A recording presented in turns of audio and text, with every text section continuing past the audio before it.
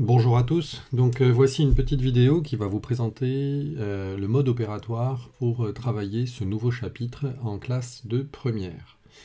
Euh, L'actualité va beaucoup nous aider parce que effectivement le nouveau chapitre concerne tous les agents pathogènes qui peuvent agresser l'homme. Et sur votre gauche, la première représentation d'un pathogène que j'ai choisi, c'est le fameux coronavirus. Et il faut savoir en fait que ce coronavirus est un pathogène parmi d'autres. Et par exemple, sur la petite photo à droite du coronavirus, ce sont des champignons. Alors, il y a des champignons qui sont absolument pas dangereux, mais d'autres qui le sont. On appelle ça des mycètes. Et ces mycètes, par exemple, ça peut provoquer des champignons sur la peau, dans les zones humides, entre les doigts de pied, au niveau des plis sous les bras, entre les jambes. Ensuite, il y a un autre pathogène, c'est tout ce qui est des êtres unicellulaires, généralement munis d'un noyau, alors il y en a plein. Euh, et puis enfin, il y a des pathogènes que l'on connaît de façon plus classique, on va dire, en association avec les virus. Cette fois-ci, ce sont les bactéries. Donc voilà, le but c'est que ce chapitre nous permette d'avoir une vision du rôle des virus, des champignons, des organismes unicellulaires, on va dire, microscopiques, et des bactéries. Avant de continuer mon cours, ce qu'il faut que vous compreniez, c'est que le mode opératoire va être basé sur des cours en ligne, comme on l'a fait jusqu'à maintenant, mais avec un outil que l'on a mis en place pendant les vacances. Et cette fois-ci, vous allez pouvoir avoir, en plus des cours en ligne, vous allez avoir des questions auxquelles vous allez répondre. Et ça permettra un peu de voir où vous en êtes sur la compréhension du cours. Maintenant, je vais vous montrer comment on va utiliser l'outil Teams et comment vous devez vous en servir pour à la fois aller chercher les cours et à la fois répondre aux questions. Et tout ça, ce sont donc des questionnaires en ligne.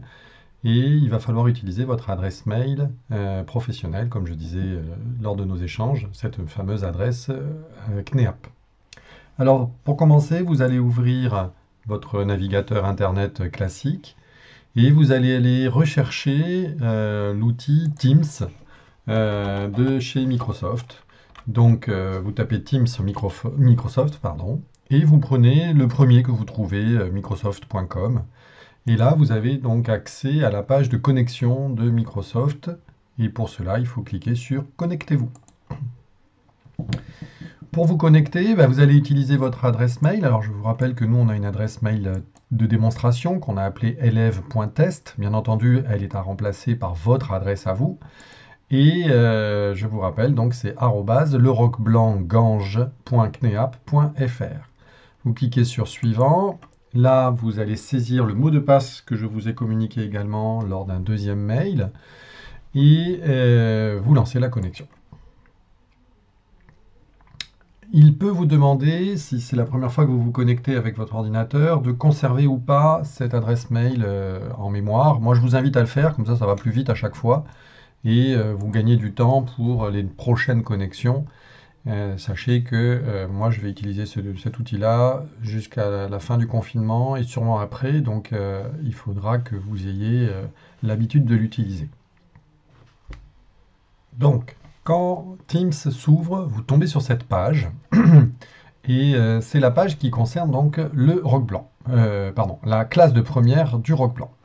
Donc, quand vous êtes sur cette équipe, le Roc Blanc première, vous avez différents onglets. Vous voyez, là, ils ne sont pas tous ouverts. Il faut savoir qu'il y en a d'autres. Tous les enseignants ont son petit canal. On appelle ça des canaux.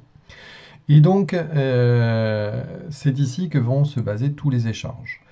Dans Général, tout ce que vous pourrez écrire dans Général, l'ensemble des élèves et des profs verront ce qui a été écrit. Donc, faites attention à vous de communiquer des choses qui sont pertinentes et qui s'adresse à tout le monde. Après, si vous souhaitez plus vous adresser à moi, il n'y a pas de problème. Ou si vous parlez par exemple à Madame Rivière, vous vous adressez là, il n'y a pas de problème non plus. Donc, pour savoir quel est le travail qui a réalisé, me concernant, vous allez donc dans l'onglet Général, vous vous assurez bien que ce soit celui-ci qui est en grisé, et vous allez aller cliquer sur Bloc-notes de classe, cette partie ici en haut. Et là, vous allez aller chercher des informations concernant mon cours, et il faut attendre un petit peu que tout ça apparaisse. Donc vous avez d'abord une page vous expliquant un peu le fonctionnement de ce bloc-notes, donc je vous invite à le lire bien entendu, ça vous donnera un peu des pistes. Mais ce qui est important, c'est que pour trouver mon cours, il faut cliquer sur ce petit triangle qui est dans le mauvais sens, on va dire, dans le petit triangle qui pointe sur la droite. Et vous allez ouvrir ainsi des dossiers. Donc vous avez ici pour l'instant 4 dossiers. Vous avez bibliothèque de contenu, espace de collaboration, pardon, et puis votre espace à vous. Alors là c'est élève test, c'est son nom. Maintenant vous aurez par exemple, s'il y avait Pierre Dupont dans la classe, il y aurait marqué Gange Pierre Dupont. Et donc pour trouver mon cours, vous allez cliquer sur espace de... bibliothèque de contenu, excusez-moi. Vous allez sur bibliothèque de contenu. Et vous allez trouver, donc il y a 2 rubriques me concernant, il y a l'informatique et la biologie. Donc nous, on va sur la biologie. Et puis, vous allez trouver des informations relatives au TP sur la microscopie optique qui fera l'objet d'un CCF dans les mois à venir. Alors la date est encore à déterminer.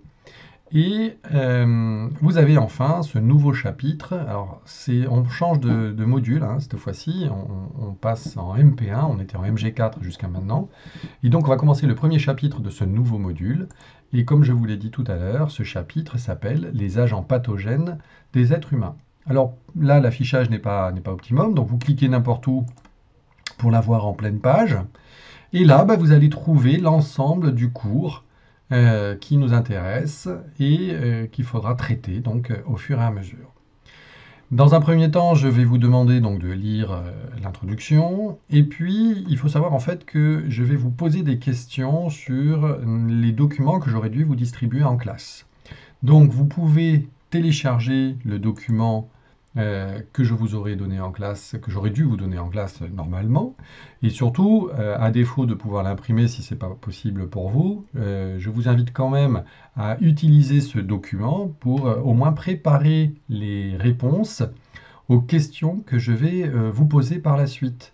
En effet, pour attendre qu'il ait fini de se télécharger, je vais retourner sur la partie de l'outil. Pensez à répondre aux questions grâce au questionnaire en ligne. En effet, par exemple sur la structure d'un virus, vous avez une série de documents à consulter. Et puis par exemple là, je vais vous demander de légender cette partie-là. Et pour la légender, vous devez regarder dans un premier temps des petites vidéos. Vous devez lire ce texte. Et vous pourrez ainsi trouver les informations concernant cette légende de document. Pour répondre, vous aurez donc cette partie-là qui est en vert généralement, et vous aurez à cliquer sur « Remplir le formulaire ». Donc, je vois que ça arrivé, voilà, c'est arrivé, pardon. Donc, vous avez ici le document qui ressemble pour beaucoup à ce que vous avez sur la partie numérique, on va dire. Donc là, vous avez le document, je vais y arriver, en PDF. Et donc, dans l'exercice qui vous est demandé, c'était de légender ce schéma. Donc, vous devez visionner ces 4 petites vidéos, vous devez lire ce texte, et vous devez légender ce schéma. Vous avez ici une partie à retenir, donc bien entendu, ça c'est ce qu'il faudra apprendre. Et, je ne sais pas si vous voyez bien, ici, tac tac, non, ça ne marche pas.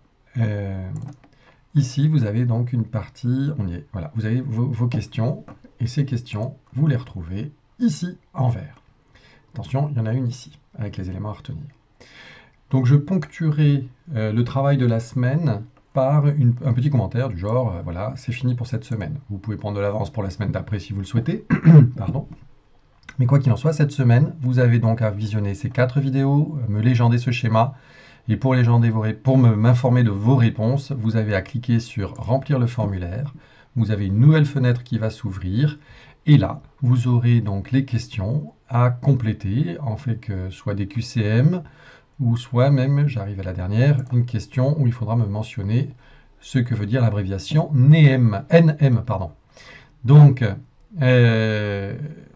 voilà la façon d'opérer pour cette semaine. J'attends vos réponses. Vous recevrez un mail automatiquement quand vous aurez validé vos réponses, et moi aussi. Donc, ceux qui n'auront pas fait le travail, je le verrai très très vite. Bon courage à tous.